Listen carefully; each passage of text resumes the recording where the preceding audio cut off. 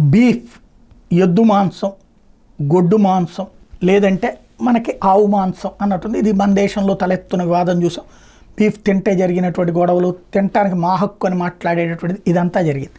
అయితే బంగ్లాదేశ్లో హిందువులు దెబ్బ కొట్టడానికి ఈ కొత్త ఎత్తుగడ వేశారు. అక్కడ బంగ్లాదేశ్లో ముస్లింల రెస్టారెంట్లో, ముస్లింలకు సంబంధించినటువంటి హోటళ్ళన్నింటిలో బీఫ్ ఉంటుంది.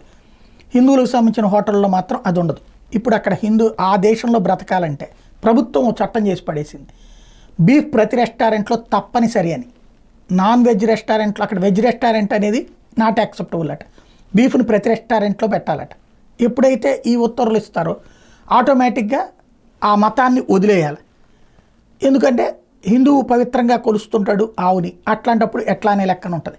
ఓవరాల్గా హిందువులని దెబ్బ కొట్టడానికి ఎన్ని రకాల ప్రయత్నాలు, అన్ని రకాల ప్రయత్నాలు, భారతీయుల్ని రెచ్చగొట్టడానికి ఎన్ని రకాల ప్రయత్నాలు, అన్ని రకాల ప్రయత్నాలు చేస్తుంది బంగ్లాదేశ్.